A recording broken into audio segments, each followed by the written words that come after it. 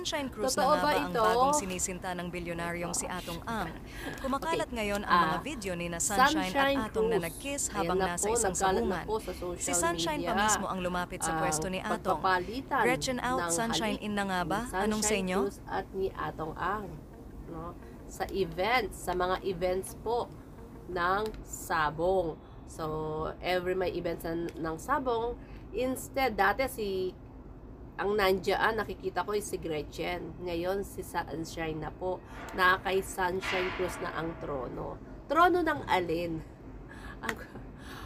Trono ng alin? Anong tawag dun sa mga throne nila, di ba? Kasi alam naman natin na itong si Gretchen ay may kinakasama na si Tony Boy. Na habang may kinakasama siya, karelasyon niya rin si Atong Ang. Diba? So ngayon, umeksena itong si Sunshine Cruz. Na noon ay madalas na sila nagkikita ni Atong Ang, pero pinabubulaanan nila yan. Yan daw ay mga, naiimbitahan lamang daw si Sunshine Cruz that time. No, kaya nakikita sila magkasama ni Atong Ang nakalaunan. Ayan nga, naglabasan na po ang mga videos and picture na may palitan na mga halik tuwing sila ay nasa Sabong events. Ayan na, sila na. So ngayon, kung matatandaan po natin na itong si Sunshine Cruz ay may karelasyon. Yung kapatid yata ni Aramina. So, may karelasyon siya dati na matagal na, long time relation na nagkalabuan. Ang dahilan, ito ngang umuusok na chismis na pakikipagkita lagi ni Sunshine Cruz kay Atong Ang. Hanggang sila ay nagkahiwalay na itong dati niyang karelasyon. Gayon din itong si kay Gretchen. Kay Gretchen na nung umuusok na yung balita na yan, naglalabas yung balita na lagi magkasama nga si Sunshine Cruz at Atong Ang. Pero pinabubulaanan nila yan, may naglalabas din pa rin that time na mga picture na magkasama si Gretchen at si Atong Ang. So ngayon, ano nga ba? Cheating nga ba siya or hindi? Or ginawa lang siyang official bago siya ilabas. Kasi, that time, lahat sila ay may magkakarelasyon. So, siguro, in my opinion po, na yan ay nakipag-break muna. Officially, nakipaghiwalay sa mga karelasyon nila. Bago nila ipakita sa public na sila na. Diba? Sinasabi ng iba, single naman si Sunshine. Walang sabi, ganun din naman si Atong Ang. So, pareho silang walang sabi. Yes po, correct. Ngayon, wala na talaga silang sabi. Dahil nakapaghiwalay muna sila sa mga karelasyon nila bago nila i-public yung kanilang relasyon. Sa tingin nyo ba? May relasyon na itong dalawa habang sila ay into relation? Sa tingin ko, oo. Diba? Nagka-develop pa na yung dalawa.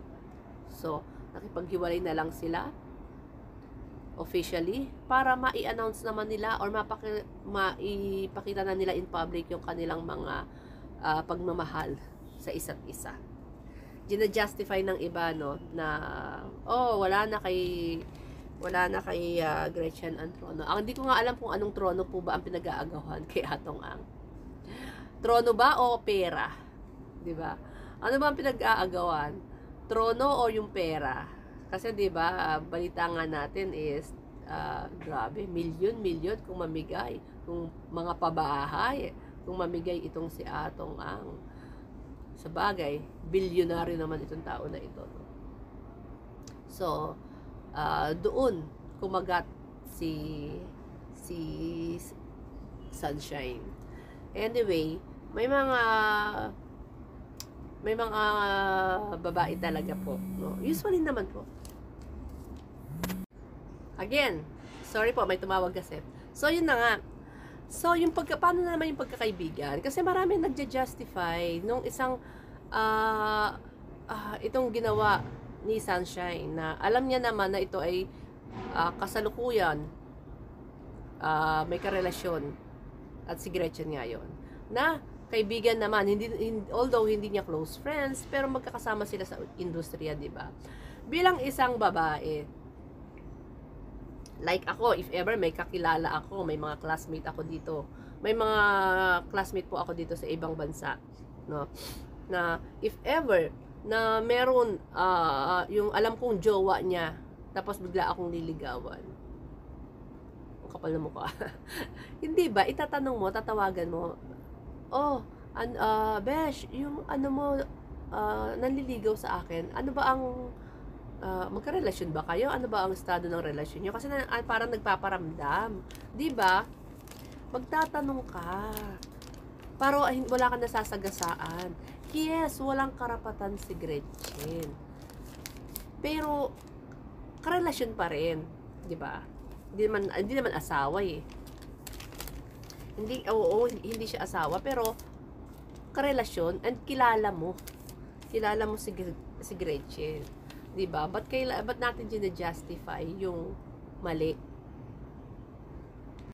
Alam niyo, nakakalungkot nga po yung nangyayari ngayon sa industriya ng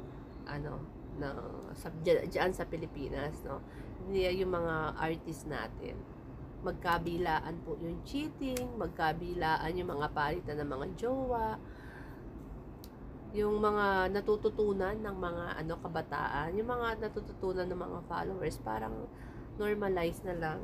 Parang normalize na lang nila yung mga ganitong gawain ng mga personalidad na ito na hinahangaan, skincare, maganda, pero ano yung mga image na mga naglalabasan? Ano yung mga issue na naglalabasan?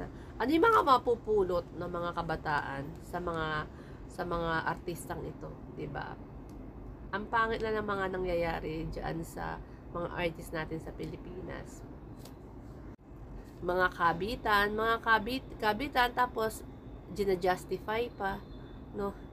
Gina-justify. So ano matututunan ng mga anak natin, ng mga kabataan sa mga ganitong klaseng artist? Yung mga sulutan po ng mga jowa ng may jowa, diba? Jowa ng kaibigan mo, jojowain mo, walang pasintabi. Makikipag-break ka sa jowa mo kasi na-fall ka doon sa isang tao. Eto ba yung mga hinahangaan nating artista? Mas maganda, idolohin na lang natin yung sarili natin. No? Maganda, idolohin na lang natin yung sarili natin kaysa mag-idolo tayo ng mga artista. Kasi hindi naman natin alam kung ano yung mga pinaggagawa niyan eh. Yes, we can admire. Admire them doon sa kung magaling silang artista, magaling silang singer, di ba? Magaling silang manamit, yes. Pero for you to idol, kasi pag nag-idol ka, means gusto mo silang gayahin. Diba? Yun lang, wake up call doon sa mga doon sa mga magulang na may mga anak. Na subaybayan natin yung mga yung mga anak natin when it comes sa mga pag-idol ng mga artista. Kasi mga artista ngayon wala na, puro cheating, kabitan, di ba? Ang problema ngayon, yung mga mismong magulang is fanatiko, mga fangirl ang mga magulang, kaya damay pati mga anak.